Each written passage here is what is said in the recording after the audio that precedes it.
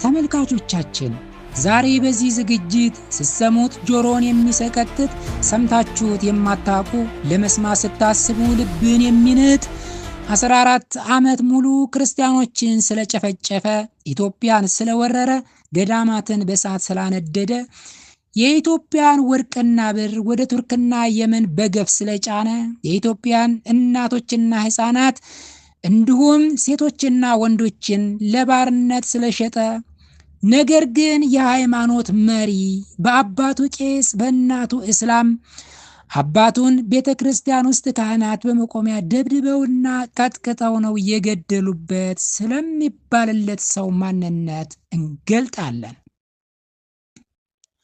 ኦቶማን ቱርክ በኢትዮጵያ የመስፋፋት እቅድ ምን እንደነበር፣ ቱርክ ወታደርና የጦር መሳሪያ ልካ ኢትዮጵያውያንን ስለጨፈጨፈችበት ዘመን፣ ኦቶማን ቱርክ በርካታ ሀገራትን በወረራ በተቆጣጠረችበት ወቅት ነፃ ሀገር የነበረች ብቸኛዋ ያልተወረረች ሀገር ማን እንደነበረች፣ የኢትዮጵያ ሀብትና ንብረት የቱርክንና የየመንን ባለስልጣናት እስከ ተራ ወታደር ድረስ ባለጸጋ ያደረገበትን ጊዜ፣ የኮንስታንትን ኦፕል ቤተ መንግስት ዕቃዎች በኢትዮጵያ ወርቅና ብር የተሰሩበት እስከ መሆን የደረሱበትን ሁኔታ፣ የቱርክ ወታደርና ዘመናዊ የጦር መሳሪያ ወደ ኢትዮጵያ በድብቅ በግፍ እንዴት እንደገቡ፣ ለማንስ በድብቅ እንደገቡ በዝርዝር እንዳስሳለን። እስከ ዝግጅታችን ፍጻሜ ድረስ አብራችሁን እንድትሆኑ ጋበዝናችሁ።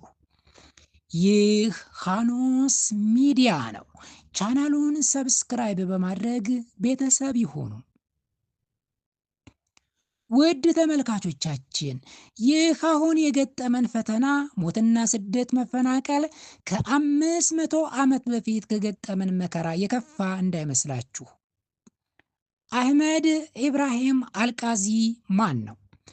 አህመድ ኢብራሂም አልቃዚ አህመድ ኢብራሂም አህመድ ግራኝ የቄሱ ልጅ ኢትዮጵያዊ ደግሞም ቱርካዊ ደግሞም ሶማሊያዊ የሃይማኖት መሪ፣ የጦር አለቃ፣ ጃሃዳዊ፣ ወራሪ፣ የሀገር መሪ፣ የክርስቲያኖችን ደም እንደ ጅረት ውሃ ያፈሰሰ ይህ ሰው ከዚህ የገዘፈ የከፋም እጅግ ብዙ ስሞች አሉት። ታዲያ ይህ ሰው ማን ነው? አህመድ ኢብራሂም አልቃዚ ኦጋደን ውስጥ በምትገኝ ሆባት በምትባል መንደር በአባቱ መለሳይ በእናቱ ሃርላስ ከተባሉ የሶማሊያ ጎሳዎች በ1498 ዓ.ም የተወለደ የጦር መሪ ነው። በግራኝ ወረራ ዋዜማ የኦቶማን ቱርክ የዘመኑ የአካባቢው ሀያል መንግስት ነበረች። ግዛቷ እስከ ምስራቅ አውሮፓ፣ ሰሜን ምስራቅ አፍሪካ እንዲሁም የአረቡን ዓለም በሙሉ የሚያጠቃልል ሲሆን የቱርክ የንግድና የጦር መርከቦች የሜዲትራኒያንና የህንድን ውቅያኖስ ሲቆጣጠሩ ነበር። ኦቶማን ቱርክ ሀገሮችን የወረረችበት ዋና ምክንያቷ አንደኛ ግዛት በማስፋፋት የተፈጥሮ ሀብትን ለመመዝበር ለመዝረፍ ሲሆን፣ ሁለተኛ የእስልምና ሃይማኖትን ለማስፋፋት ነበር። በወቅቱ ከአካባቢው ሀገሮች ሁሉ በቱርክ እጅ ያልወደቀች በኦቶማን ያልተወረረች ብቸኛ ሀገር ኢትዮጵያ ነበረች። በዚያን ጊዜ ሀረር ውስጥ የነበሩ የእስላም መሪዎች አቅም ስለሌላቸው ለኢትዮጵያ ነገስታት ታማኝ ሆነው በመገበር በሰላም ይኖሩ ነበር። በዚህ ሁኔታ ለብዙ ዘመን ሲኖሩ የቱርክ መሳሪያና ወታደራዊ እርዳታ በድብቅ በገፍ ወደ ኢትዮጵያ ይመጣላቸው ጀመር።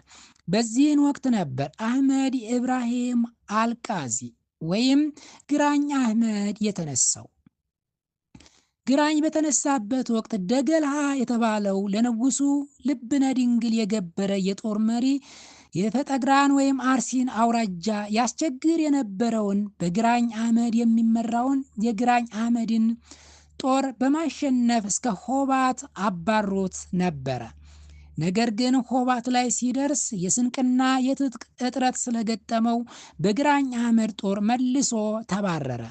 በዚህም ግራኝ አህመድ በ1517 ዓመተ ምህረት በንጉሱ በልብነ ድንግል ጦር ላይ የመጀመሪያውን ድል አገኘ። ይህ ድልም ለግራኝ አህመድ ተጨማሪ የመሳሪያና የወታደር እርዳታ ከቱርክ መንግስት አስገኘለት። በ1521 ዓመተ ምህረት የካቲት ወር ማለቂያ ላይ የግራኝ አህመድ ጦር በስውር ተጉዞ ሞጆ ወንዝ አካባቢ ከምትገኘው ባደቄ ከምትባል ስፍራ ላይ ከንጉሱ ጦር ጋር ገጥሞ በመሸነፉ ዝቋላ ተራራ አጠገብ መሸገ።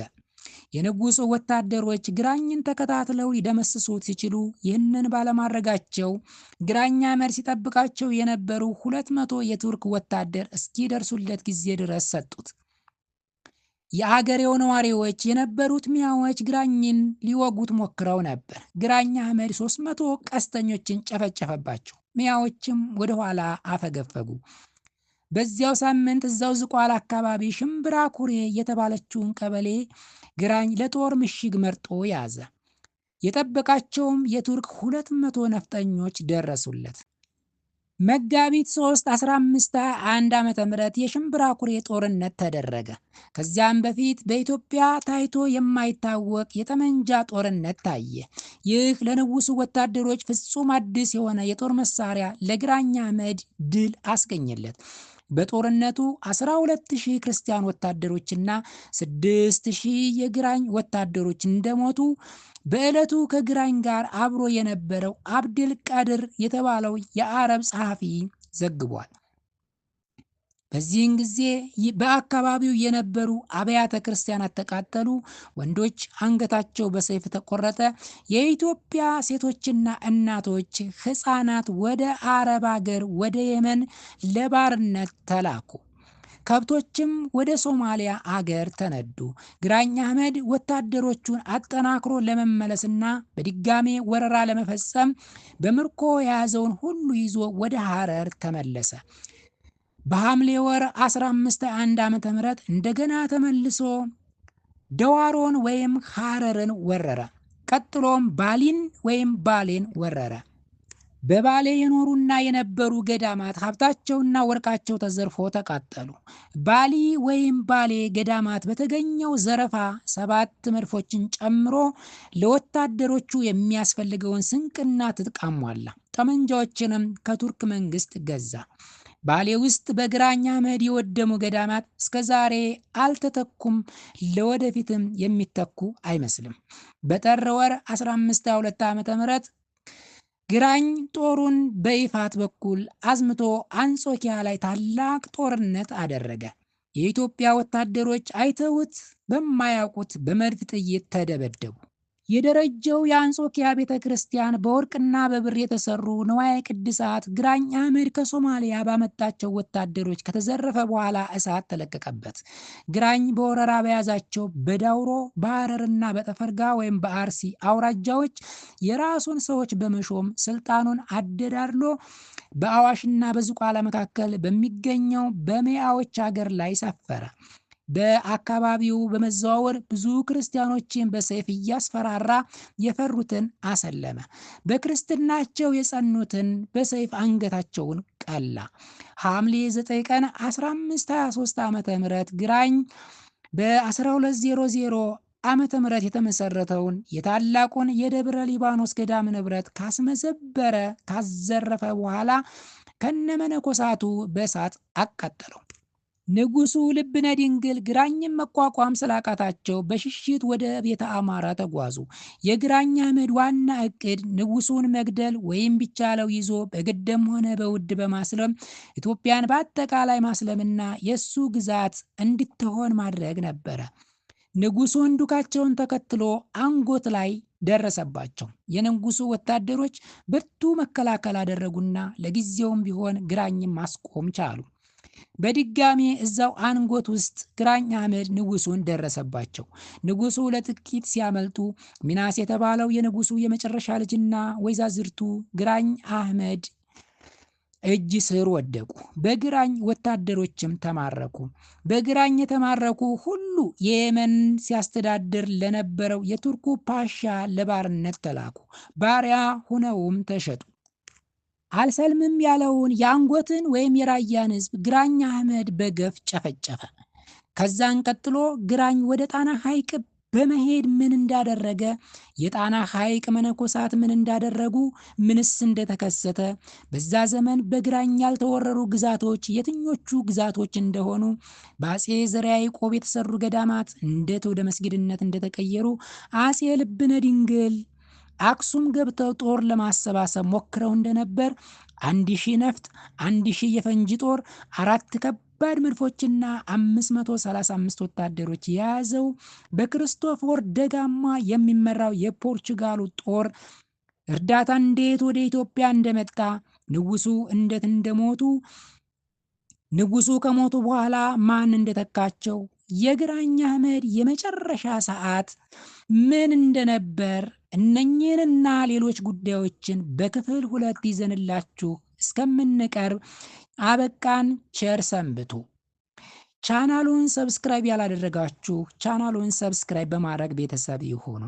ውድ አድማጭ ተመልካቾቻችን በዚህ ዝግጅት ላይ ልክ መስሎ ያልታያችሁ ወይም በዚህ ዝግጅት ላይ ይህ ነገር ጎሏል ብላችሁ የምታስቡ ተመልካች ካላችሁ ኮሜንት ላይ አስቀምጡልን፣ ወይም ደግሞ በቴሌግራም ሊንካችን ዲስክሪፕሽን ቦክስ ላይ ስለሚኖር በሱ መልእክት እንድታደርሱን እያልን በዚሁ እንሰናበታለን። መልካም ጊዜ